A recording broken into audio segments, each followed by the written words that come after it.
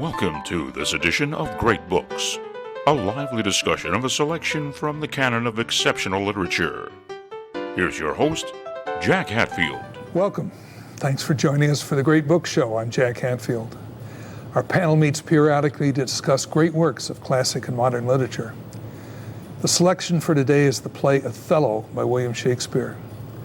In this play, there are four main characters: Othello, a general; Iago, who serves Othello in the army; Desdemona, who marries Othello; and Cassio, who also serves under Othello in the army. Yago hates Othello and tries to ruin him. He plants Desdemona's handkerchief in Cassio's room as evidence of Cassio's supposed affair with Desdemona. Othello, in a jealous rage, kills Desdemona.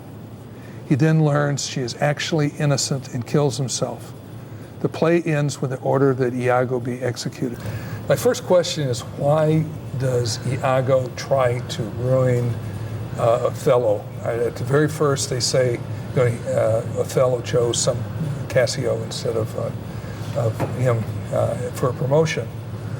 But that would seem not enough to draw him over the edge. And there's a lot of other things I think you could say. So why did Iago hate and try to ruin Othello? Why isn't it enough? It seems to me there's a pride factor attached to that. And Iago lost pride not getting the promotion. Somebody else said, someone's better than you are, and I'm promoting him. Othello did that. But it was also a class distinction, where Cassio was of a higher class, and he didn't have the soldiery experience that Yago had. Yago called him bookish, right? And that's a blow to your ego. And he also went on about how seniority should reign. Right? The next person should be according to seniority, and it would have been me. And that was probably the end of Iago's military career. Right. I mean, he went as high as he could go. He was the ancient, I looked it up. The ancient is the one who bears the flag, and his job is basically not to let the flag fall on the ground. Big deal.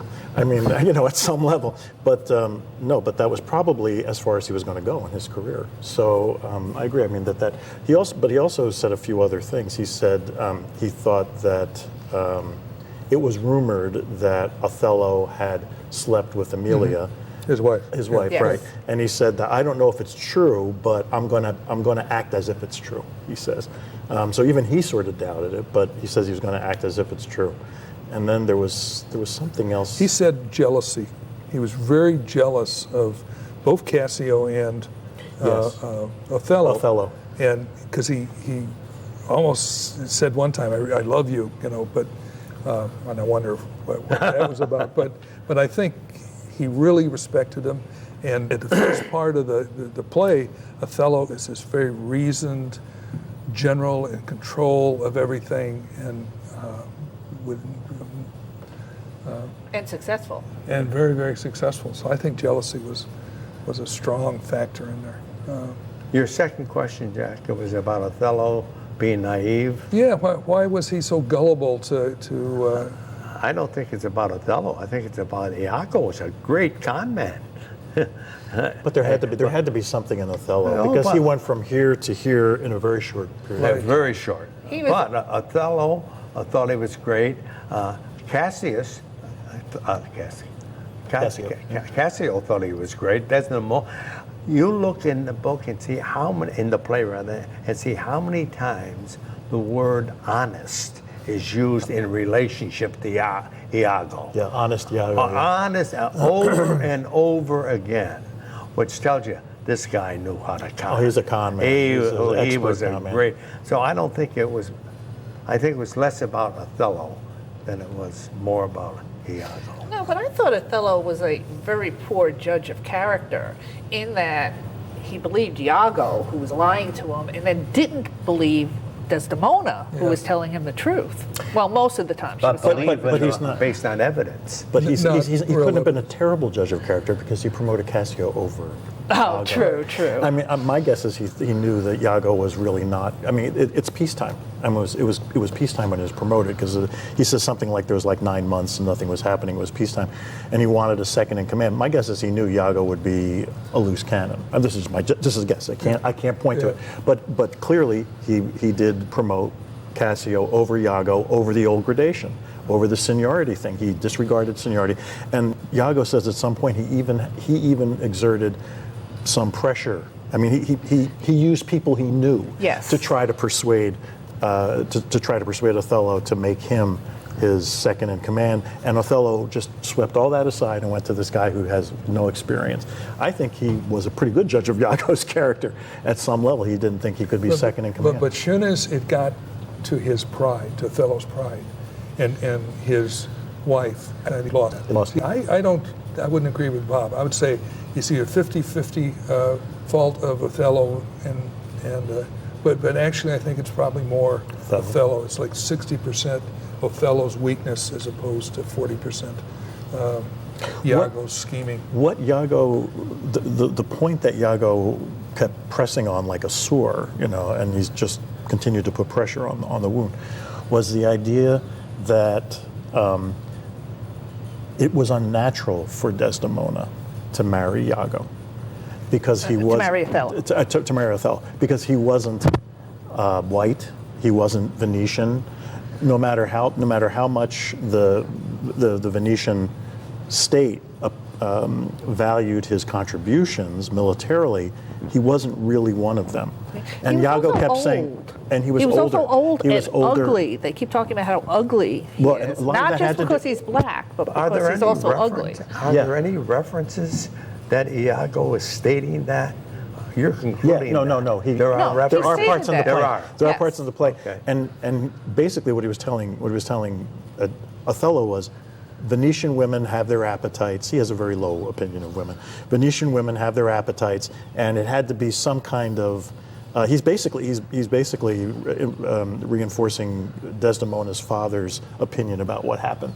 That she was just sort of infatuated with him, but she has her appetites, and sooner or later those appetites will come out, and then she'll go seeking a lover. I think that the issue was that Iago didn't really think he was lovable, and Othello didn't think that he was lovable, and so when Iago was pushing on that point, she's really only just infatuated with you. And she's eventually going to seek a lover. Well, that made the whole thing plausible. Then Cassio. He goes beyond that. He says that all married women cheat. All married women from that town Venice. that she was in from Venice. did that. All. Right. And from since Venice. Othello was from outside, he didn't know that. He was an outsider. Right. And, he wasn't a member of that class or anything. So he wasn't sure how women acted, right? And he actually was said that he didn't have a whole lot of Iago. experience of women, period. That's and true. then He was fighting all the time. He was leading troops. He didn't understand women, as you were saying. So. Yeah. And then he trusted Yago to tell him the truth about it. So that was my sense. The point that you made about Othello believing Iago very fast, okay? Yes. In character development, Othello had this great love for Desdemona. I mean, it wasn't a great love. And then he automatically distrusts her based on some of the things.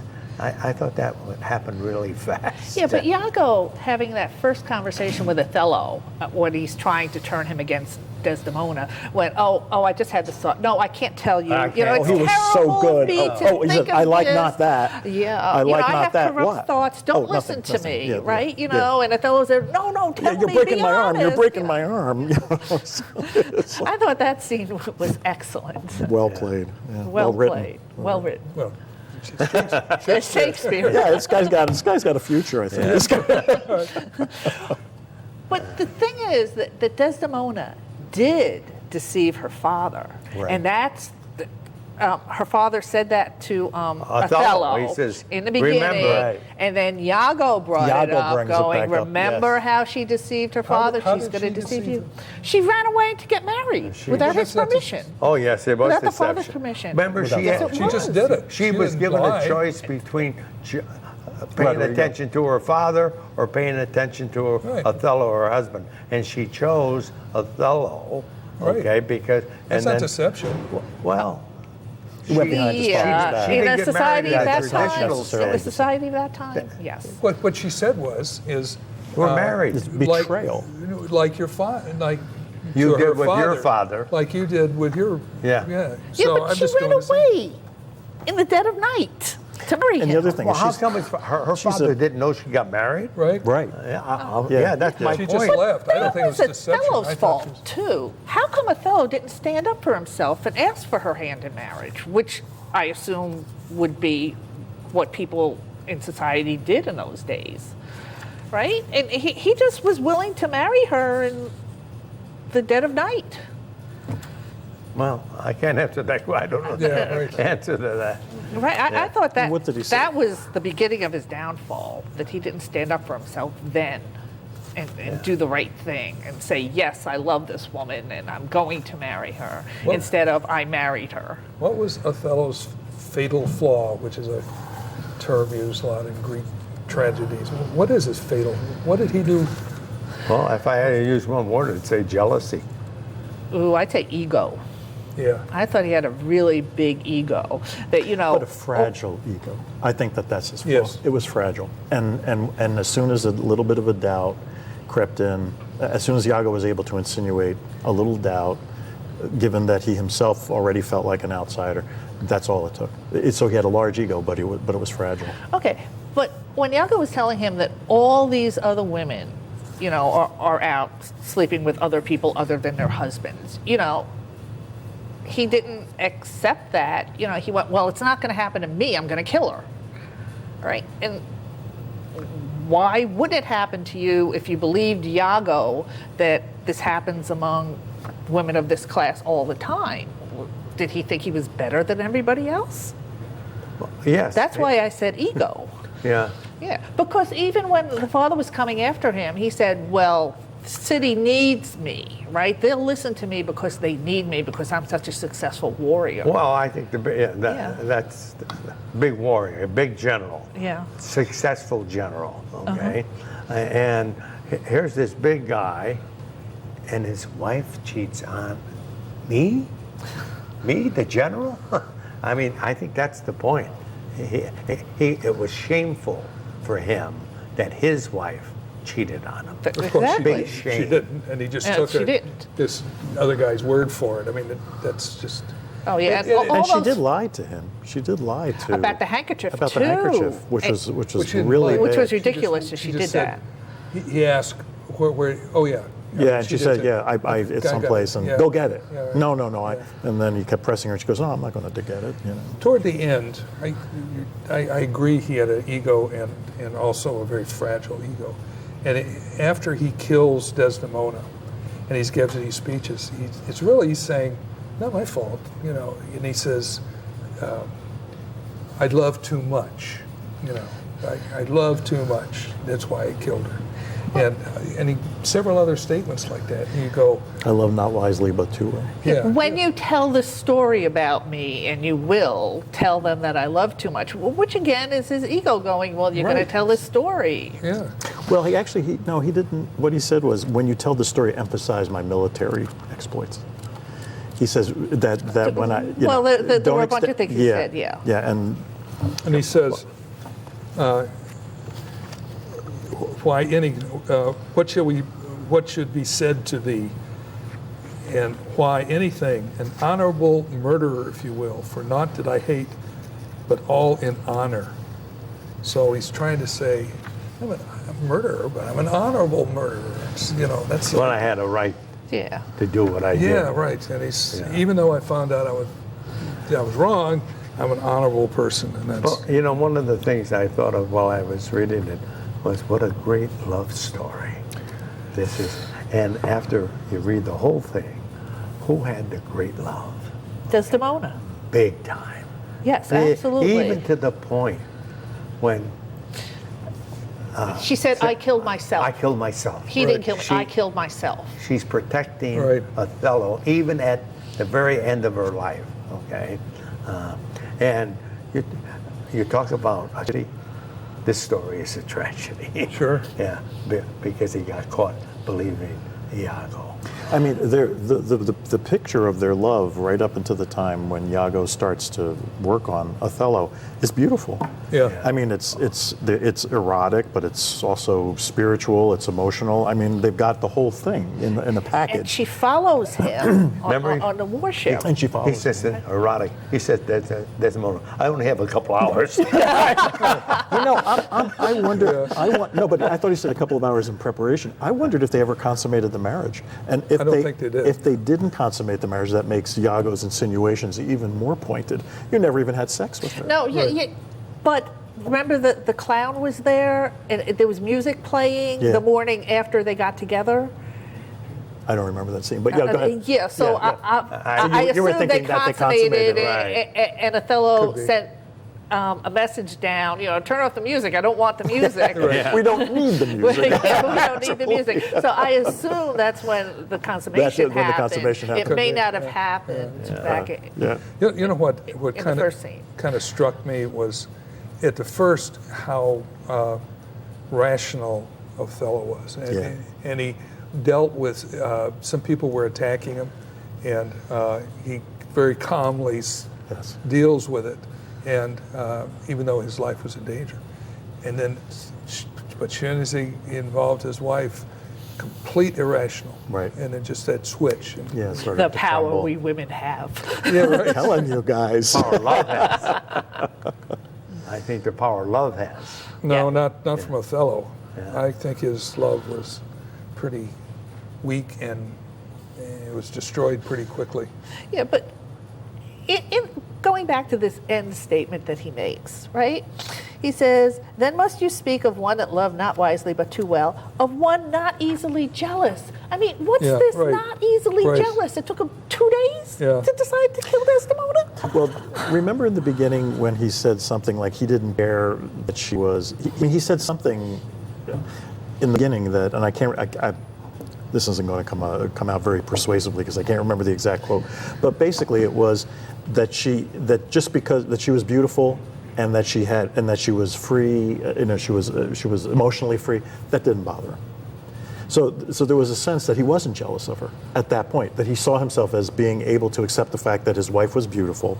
She was younger than he was. She's classier than he is.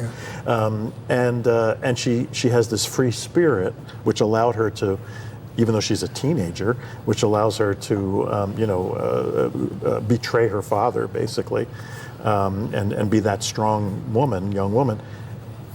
I don't care. That's fine. Yeah, but Everything he is fine. says also And that then she chose me. He says that somewhere, Right. and she could have had anybody, and she chose me. she had eyes. Right. She had eyes, and she chose me. So Yes. she knew what she was getting herself into. Yeah. Right. You know, one thing that struck me was, you could read the story this way: is evil won over good, and you can go through a lot of things like that where the bad guys always won, even though Yago eventually was killed. Also, everyone was killed. But up to that, I was thinking, what is Shakespeare trying to get at? Is jealousy? The bad guys win. And jealousy overcomes love, or evil overcomes love. I loved his explanation of jealousy, as you can see it feeding on Othello's mind. Yeah. Where he says, "Oh, gee, I'll never have another peaceful night. Last night was the last peaceful night I'll ever have. Now that this worm is here in my brain." What is it? The green-eyed monster? Green-eyed monster, yeah. Jealousy, the green-eyed monster. And I could see that if you listen to something and it's just going to nag at you. And I thought it was masterful, And yet- the way that came out. And yet, Amelia, who is very worldly wise, says men are jealous just because people are jealous just because they're jealous. She says it's a monster bred on itself. I mean, even she knew that basically the men are jealous of us just because they're jealous, and jealousy is a monster. It begets itself on itself. It doesn't really have a reason. It just comes. Right. That we all have the potential for that at some level. She also says that men, eat women and spit them out. Yes. And and that's just the way things are. That's right. Yeah. And Amelia then says, wait a minute, men better be careful because we have affections too. Right, yeah, right. And isn't it interesting that the guy who's the absolute master schemer, the puppeteer manipulating all the strings, has every aspect covered, every corner covered. The one thing he didn't have covered was the one person he trusted, which was his wife. Yeah. And this his wife got him at the end. Yeah. There was a line in there. He's at the kind of the end where Othello says, I kill thee and love you afterwards. Yeah, I kill thee and love you afterwards, yeah. What the heck? That didn't make sense to me. Me either. Does anyone else have a kind of idea? Well, as I said, it could be that he's in love with love and just the concept of her. He was going to remember her memory, right? He wasn't planning on killing himself at that time, right? Right. But he was going to remember her as the wonderful person that she was before she turned evil, which she never did. No, she never did. What was that term that we talked about before we started? He called her whore. Strumpet? Yeah, right. Yeah. Didn't he call her whore at some point? Yeah, whore. He used the word. Yes. Right. And that wasn't even in her vocabulary. Yeah. She didn't even remember when she was discussing with Amelia, are there really women out there who would sleep with? Right. And she says, I don't. And then Amelia says, oh yeah, plenty of them. She goes, I don't believe it. Right. And then, would you do it for the whole world? And Amelia said, yeah, well, I'd do it for the whole world, then I'd make my husband king. And then I don't have to worry about it because I don't have to feel guilty because he's the king. What was your favorite line? Do you have any favorites? You know, the one that comes to mind is jealousy. Jealousy's a green-eyed monster. Yeah. That's a good one. That one. I don't know if this is actually my favorite, but it's the one that comes to my mind. He says, when she gets off the boat, and he embraces her, and they're so overjoyed at seeing each other. He says, "Oh, I love thee tremendously," or something like that. He says, "And when I do not, chaos has come again." It's like he had a premonition. Oh, that was a good one. Mm-hmm. There are so many good lines. But there was one that says, "But words are words. I never yet did hear that the bruised heart was perched through the ear." Yes. That was Desdemona's father who said that? I think that was her father. Yeah, someone's trying to make it easy on him. By giving him all these proverbs. Platitudes and exactly. He's saying, no, that's not going to cure me. This I couldn't figure out. Othello, before he kills her, says, "Why should honor outlive honesty?" And then later on, he's talking about honor. His own honor, yeah. His own honor is more important. That's one of these things But he was honest to himself all through this. Who was honest? Othello. Yeah, I didn't think of it that way, but I can. Yeah, he was honest. So if he was thinking, He was wrong, but he was why honest. should honor outlive honesty? He's talking about his wife, and so he feels he still has honor because he's still honest. I think he's talking about himself. This is on page 140 here. He says, "I am not valiant neither, but every puny whipster gets my sword. But why should honor outlive honesty? Let it all go." Oh, why should honor outlive honesty? Okay, in that sense, yeah. If Desdemona's honesty has already been compromised, then why should his own honor survive? Yeah, everything gets compromised. That makes sense. Everything gets compromised. I was reading it a different way, which was The other line that I like, which is chilling. I saw this play about 6 months ago, and I remember this line from it. When he comes in to murder her and she's still sleeping, he says, "Put out the light," and then put out the light. Put out the light, yes. Yeah, Put out the light of was her chilling. soul. Right. Yeah. That was chilling. Yeah. Put out the light of the candle and then put out her light. Yeah. Is Iago pure evil? Is there any redeeming? None. None.